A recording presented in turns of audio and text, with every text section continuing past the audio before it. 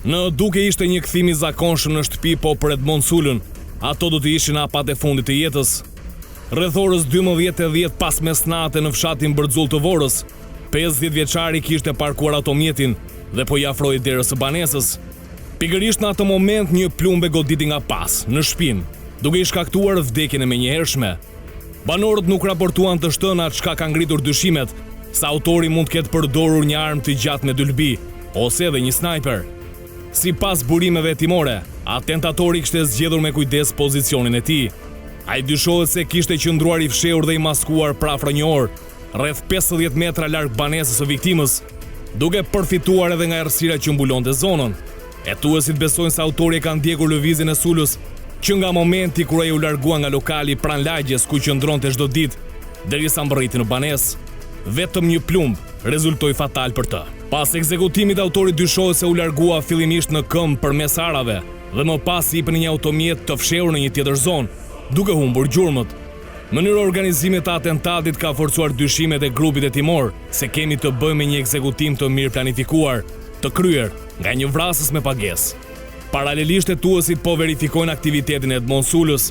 Ai njihej si person me ndikim në zonë dhe merrej me ndërmjetësimin e shitblerjes së tokave.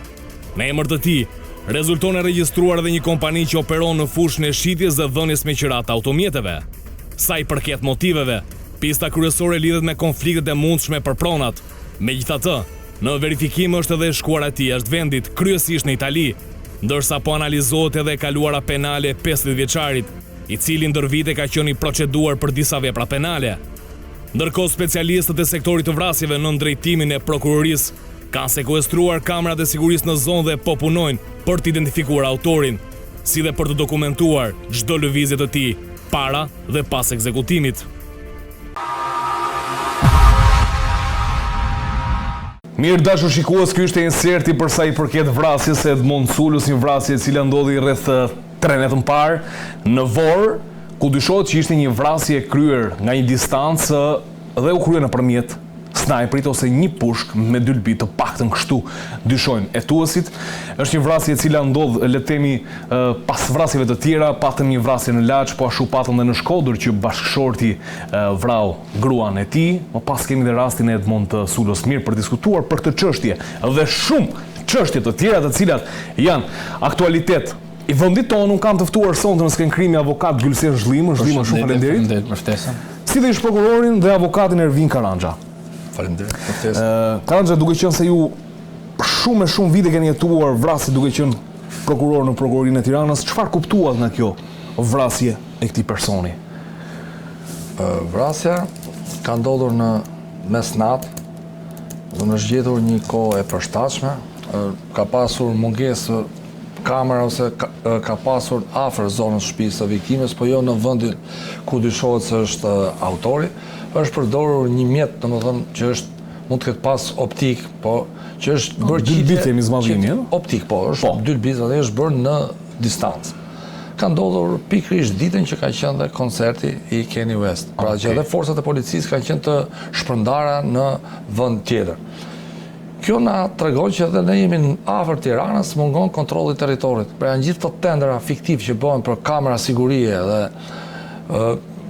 flitet për teknologji, jo smart city e tjerë, vjen ai personi me snajper, ulet pret viktimën dhe realizon vepra penale. Nga dhënat që kanë dalë në media, viktima ka qenë person që është marrë me çështje pronash, ndoshta mund të jetë motivi kryesor, por nuk është e konfirmuar ende. Nuk përjashtohen dhe shkaqet të tjera që mund të ketë ndodhur ngjarje. Çështja është në hetim, po ndiqet me prioritet nga ana e prokurorisë së Tiranës, por prapë ne këtu themi që janë gjithë këto shpërdorime që bëhen në Shqipëri, që në vend të ketë kamera në çdo, patën zonën e Tiranës, ne po pretendojmë Tiranë. Pra të ketë kamera, kontroll territori, të kemi raportime dhe rakordime. Ne konstatojmë që bëhen vetëm të akshi janë shpërdoruar me miliona e miliona dollar për tender çokoladash, për tender lulesh, për tender veshjesh, ndërkohë që të ishin investuar siç duhet, se po flasim për teknologji, sepse po i referoj akshit, nuk po i referoj rrugëve të tjerë. Po i referoj se këto flasim për faktikisht as makina e autorit nuk është gjetur e djegur. Çka do thotë makina, pra është ende në lëvizje, ose diku ka lëvizur? Diku ka lëvizur, pra tregon që ti nuk e kontroll territorit. Se me kohën që ka ardhur njerëzit, për shembull, se ti sot po ecën teknologjia, çdo gjë do ta provosh me dëshmimtar. Pra ke edhe prova të tjera. Pra ti me provat e tjera, me Smart City që po pretendohet me çmimet e larta dhe me tenderat të konfirmuar tashmë nga Akshi, sepse Akshi është kryesori të tenderat që është ato, ne na rezulton që kontrolli i territorit është në nivele të ulta, aq më tepër që diskutohet në Tiranë, pra zonën e Tiranës. Pra në zbulimin e autorëve të veprës penale, sepse masi zbulohet autori, atëherë dalim te motivi, sepse del te motivi që kjo ngjarje ka ndodhur për këtë motiv. Thash ngjarja është si mekanizëm Karanxha, si mekanizëm, si lexon është i mekanizëm, domethënë i mirëfill që e realizoni vrasjen në mënyrë krejt mafioze dhe kum gjurmët? Kjo kemi të bëjmë me një vrasje me paramendim. Autori i veprës penale e ka pritur viktimën, ka kohë që e planifikon vrasjen, pra nuk është vrasje me dashe që mendimi kriminal lind aty për ty. Jo, në rastin konkret e kemi një paramendim, kemi personin që e pret e ka studiuar. Prandaj duhen dhe kamerat dhe sistemi i sigurisë, sepse duken persona që vinë që e ruajnë, pra këto të zbulojnë. Kur s'ka gjone kemi të vështirë, sepse një person që e shef dhe ruan do këtë qenë në ditë më parshme. Që ka pa rrugën se nga do lvizi, dalë dhe tjerë. Është kamera ka mbështypje. Është kujdesur. Prandaj ne kemi të bëjmë me paramendim dhe veprat penale me paramendim ka një rrezikshmëri më të madhe shoqërore se sa ato veprat penale me dashje dhe ka një mekanizëm të tillë që është e vështirë te provueshmëria, pra ka një provueshmëri të vështirë, është ruajtur një moment mes i natës, 10 minuta ka qenë. 10 minuta është gjetur koha më e përshtatshme dhe viktima për isë vërtetë nuk ruaj, nuk është se kishte, vetë ai ka menduar që s'ka gjë. Te lokali lagjes ka mbështypje kështu qendruar përpara se shkon. Prandaj do jetë hetimi që do e zgjidhet. Por mu shqetësimi është te kjo, që janë investuar me miliona e miliona dollar me tendera të ndryshëm, ndërkohë që te siguria, te rendi kemi investime thuajse zero.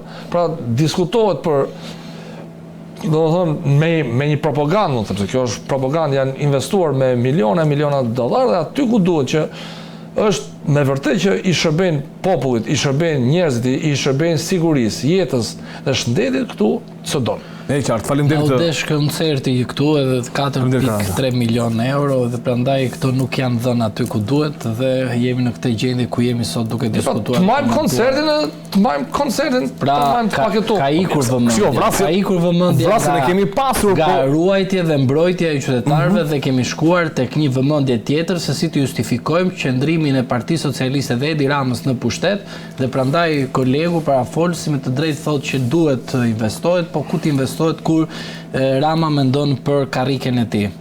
Por ta them dhe ndryshi që mos dukem dhe kështu, nëse dikush e ka ndarë mendjen për të vrarë dikë, që mund të jetë i paguar. Ai një person e ka marrë përsipër atë. Ne kemi parë në përdosje timore pafundësisht, kështu që po është problemi. Duhet të kesh parasysh diçka. I zbulueshmërisë. Bravo. Duhet ta zbulojmë krimin. Tani ne e dim që ai po mori vendim çfarë dua diskutimin. Zotin duhet ta ndaloj, Zoti ta ndaloj, po puna është kjo, duhet ta zbulosh, duhet të inkurajosh policinë që të punojë, po si do punoj policia? Vetëm me telefona? Po nuk punon policia me telefona më zotëri. Policia punon duke patur mjete më. E diti që punojës të policisë marrin makinat e tyre dhe vendosin karburant të makinat e tyre sepse dikush ka bërë një manipulime dhe janë miq shok me njëri tjetrin edhe nuk kanë mundësi ose nuk kanë mjete për punojës policie dhe marrin makinat e tyre private. E kupton në cilën situatë jemi? Pra jemi në një situatë ku shpenzohen 4.3 milion euro dhe qytetarët janë të pambrojtur. Dhe në të drejtë thot, po ku janë ato kamerat e sigurisë? Tani, ti mund kishe në të shkuarën e tënde një rekord kriminal. Dakord, okej, por nga ana tjetër ti duhet si shtet të kesh një policie e cila të ketë nivelin e dur që të japësh mësim të këtë tjerë që shiko, e ke nda menjën për me vra, po shiko, ne do të zbulojmë shpejt, ndërsa ai po ka bërë pakt me ata, si do të zbulosh ti?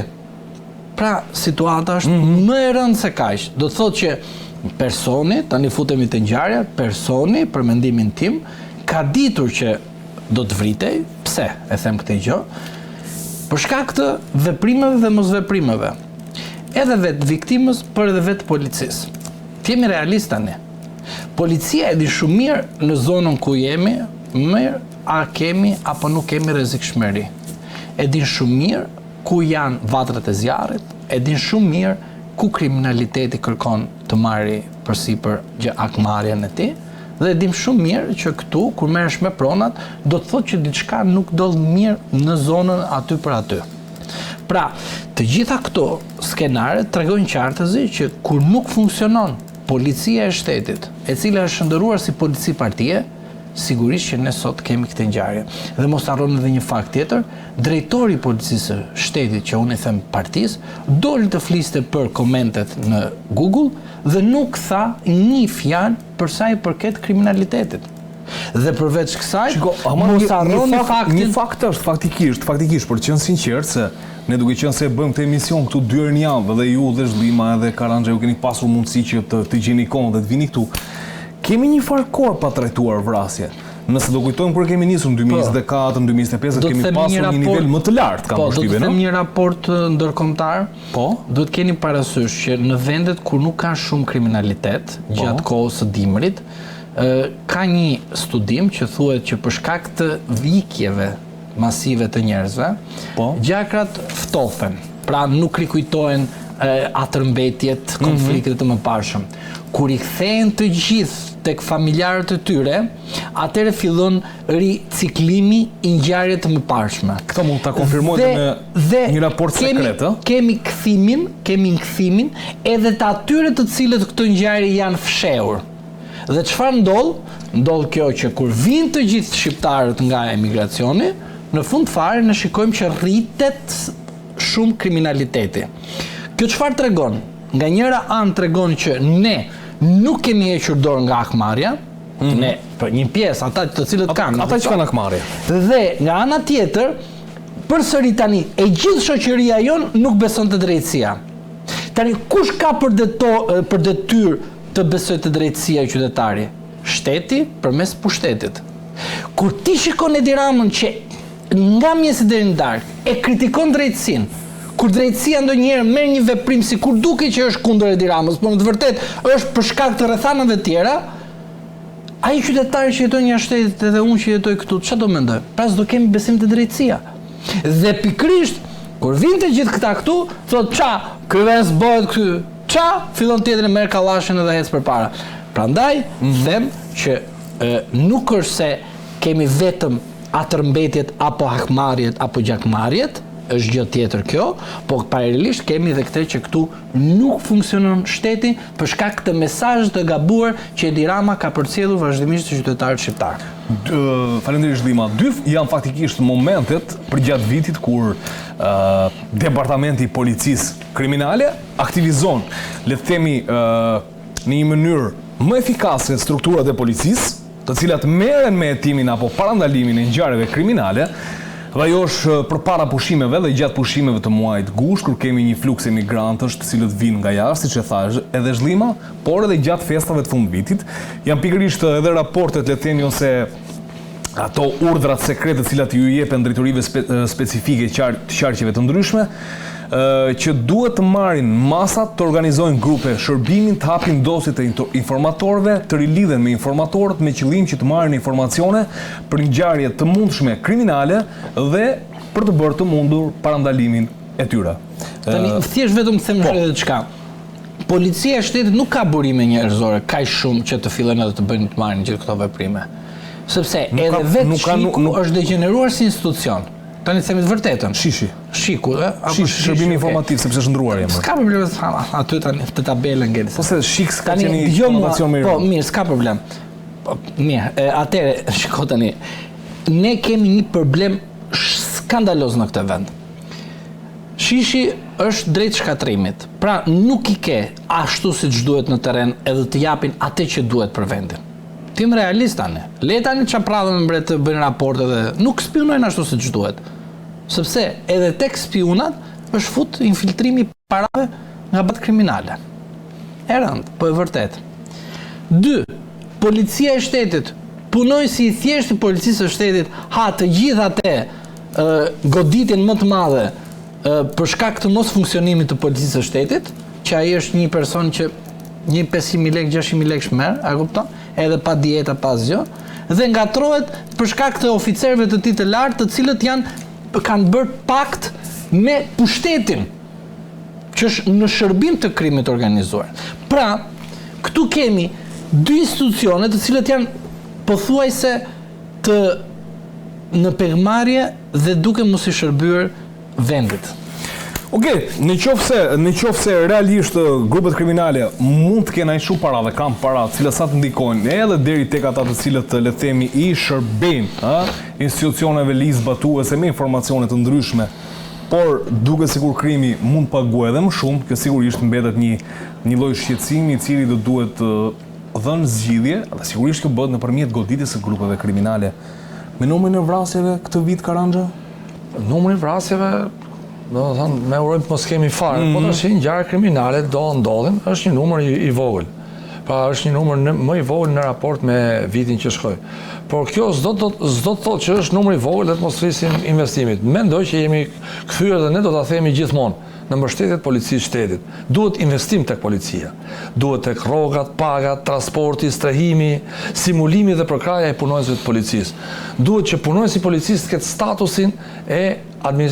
statusin publik, pra të ketë statusin e një punonjësi publik, që të mos jetë që të hikin nga puna dhe ta heqin, ta ulin sa erdon, çoa ne, çoa ne. Jo, dhe ai duhet të ketë një status të nëpunësit publik, të ketë palëvizshmërinë nga vendi i punës dhe të kemi simulimin e tyre. Duhet me paga, me lëvizje, transport, sepse duhet investohet në rendin dhe sigurinë, dhe e para është e paga, e dyta është kontrolli territor, që çdo territor i qyteteve, të paktën qytetet, s'po themi, madje edhe zonat periferike me zhvillimin e teknologjisë, ke kamera që kanë një territor shumë të madh. Pra të heqim dorën nga propaganda dhe ta marrim seriozisht problemet e popullit shqiptar. Pra problemet e sigurisë duhet marrë me prioritet.